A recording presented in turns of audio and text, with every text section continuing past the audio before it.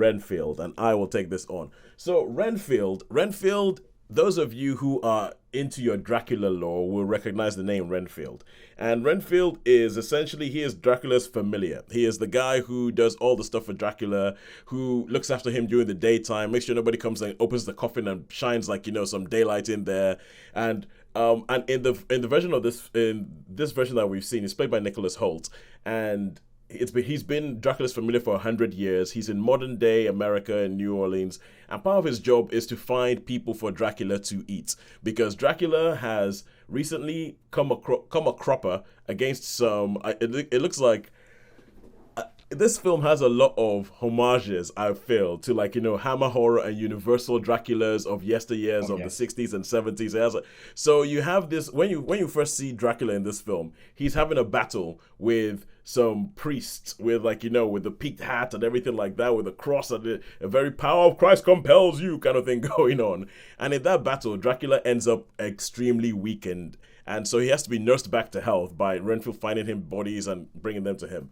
But when we meet Renfield has been doing this for 100 years, and he's beginning to wonder, maybe this is not the best thing to do and not the best way to spend his now eternal life, which is just being slave to a toxic boss who just yells at him for not bringing him enough cheerleaders to eat. So you meet Nicholas Hoult where he's like, this is Renfield, and he's beginning to think, maybe I should get out of this.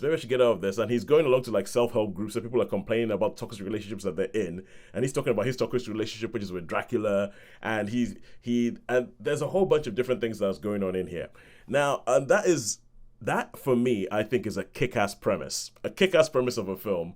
Renfield has gotten tired of Dracula. Renfield and Dracula in a toxic relationship. Renfield is trying to get out of it. Now, I think that's a really good comedic premise for a film, which I have to say, I'm going to jump right in there and say I feel that this film largely wastes. And there's bits about it at the beginning where I'm not as conversant with all the Draculas as I think Sean is. But I know that the first shots of this film, they've recreated shots from the Bela Lugosi Dracula, and they've essentially superimposed Nicolas Cage as Bela Lugosi, and Nicholas Hoult as the Renfield from the 1930s Universal Dracula, and they've superimposed that, and that's quite funny. That's quite good. That's quite everything. And I feel like there's a lot of references to a lot of other Dracula stuff and a lot of other Dracula lore that I wouldn't get because I'm not as big a Dracula fan. But I do feel like the premise is a great A premise that I don't think the film delivers on. Sean, what did you think?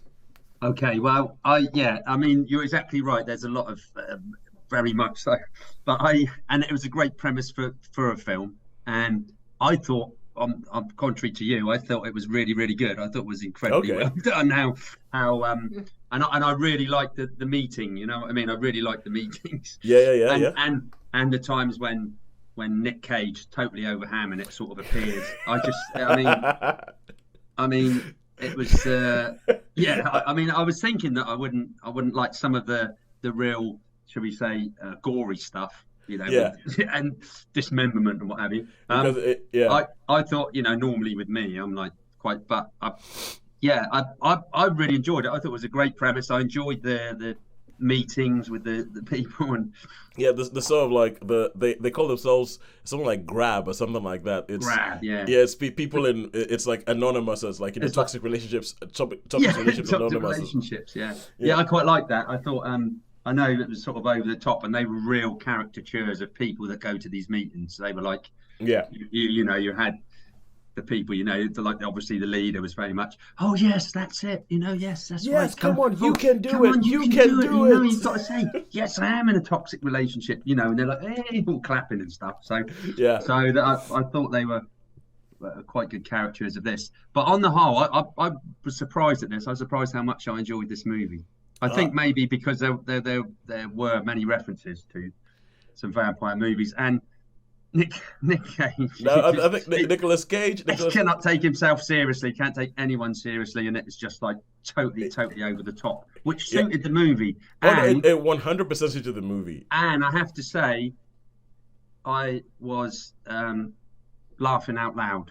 There wasn't too many people in there. There wasn't too many people in there, but A couple, yeah, there's a couple of moments where I'm trying to think what the moments were, but there was a chap in the front that had obviously was with a disabled person, um, and someone behind, and we were in hysterics. You know, like laughter must be infectious, but we Yeah. were like we were. There were moments where we were laughing out loud. We were. I I would wager that those moments you were laughing out loud were all had to do with Nicolas Cage being on screen. Yes, yeah, I think so. I think so, yeah. Because this is him giving it his biggest Bela Lugosi, and he is like the sort of like the old school camp as anything Dracula. This is Nicolas Cage giving turning everything up to 11 in his campness of Dracula and everything, and how he goes about it, and when he talks to Redfield, and even when he does, yeah, sure.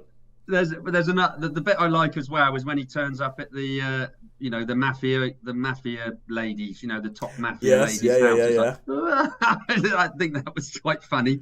Ooh, enchanted. You know yeah, what I yeah. mean? He said, "Enchanté." Oh, Yeah, enchanted. Shore Agda. Yeah, it's Oh, really. it has Shore Agdashlu in this film as a mafia boss, and Shore Agdashlu has one of the best voices Yeah. ever. She straight up has one of the best voices ever. She's brilliant. But I think so. I feel like there were too many different things that they. But I feel like there's too many because there's the idea of Dracula as a mafia boss, which I think is another great idea Yeah. that doesn't get enough screen time. It's almost so chucked. And then there's a bit where it's like, okay, what happens if Dracula has a whole bunch so Dracula is usually in a world where it's kind of like he is the evil and everybody else is trying to be like, puritanical and all that kind of stuff. Oh, let's get rid of the evil. But now, if you put Dracula in modern day world, you have people who are willingly saying, "Yeah, Dracula, we'll sign up for that." And I feel like that's another idea that does not get enough screen time in this film. It doesn't get enough screen time, and I think is there are funny bits in it, but I feel like the film becomes generic as you go along. It becomes like a generic sort of action comedy, and it becomes like it's like, oh, good idea. Well, we're gonna have to shove some plot in here and move this thing along. Okay. Oh, this guy's become Dracula's new familiar. What we're gonna? Oh no, we don't have time for that. So I just felt like it. Sean, I can see where you're yeah, coming from with that. I yeah, can see with that what yeah. you noticed In with the it, end, and I can appreciate what you're saying. yeah, in the end, it felt a little bit by the numbers. Yeah. Like the Okay. way the plot developed and what happened in the film, I felt like this is many films I've seen before, and I was disappointed because, Oh, it's a as shame. I said, with Nicolas Cage, with that performance, with that premise, I feel like this could have been a laugh a minute thing, and unfortunately, it wasn't for me. I would this just about limps in like a Dracula desiccated corpse that has been burned by sunlight into a 3 for me. Just about gets into a Just, 3 for just me. about a three. That well for me, this is a four for me. I really enjoyed this movie. This is an easy four. I thought it was a four when I watched it first of all. Okay. Um, but yeah, no, I enjoyed this immensely. As I say, I laughed out loud. Um, it was yeah, like, even now, and I mean, and I thought I really liked the mafia scene with the mafia hoods and the son and all that, and I Yeah, yeah, sort yeah. of quite liked that part of it, and I thought he was quite yeah. I don't know. Well, No, I that enjoyed is this. I'm going to that give is this for me. yeah, It's a yeah. 4 star. Yeah. No, it is. He's played by Ben Schwartz, and I've seen Ben Schwartz do that in everything that he's in. So Ben Schwartz pretty much plays that character That in character, yeah, everything he's he's like in. super hard and like he's got an outward appearance of like, oh, don't mess with me, super hard, and he's But like he's a really wimp. deep down, he's Yeah, a wimp. he's an Yeah. absolute wimp. Yeah, no, but I've seen And Ben that's the Schwartz. bit. That's the bit that we laughed out well at is like when because he sort of says, oh yeah, when he becomes like the new familiar, he's like, Yeah. yeah, no, I'm not familiar, no, I'm doing all Oh this yeah, sort of. yeah, So yeah, he yeah, goes, yeah, so he yeah, goes, yeah. oh, you It's know, it's like but it's like no, he doesn't control me, master. It's like, yeah, yeah, oh, yeah. So but it's no, I enjoyed this. all right, cool. So we will stop talking about that because Mhm. Holly and Sharon are just sort of sat there like, yeah, whatever. We didn't see this. Yeah, So I want to see it though. I still want to see it. Yes, and that is I'm inclined to say I want to see it as well. but I do think because this is I heard some other people on other podcasts having a discussion, and the person who was down with their horror folklore, it was exactly the same, gave it a 4, and the other people said Well, I wasn't too sure about it, and because I think similar thing with Superfan Nina. She would we have like a thread now on WhatsApp where Superfan Nina and I are talking about the film, and we're like, yeah, what about that? What about that? What they just but to say much else would just be spoilers, and trying to give away the film's best jokes but just telling them badly. So we will move on.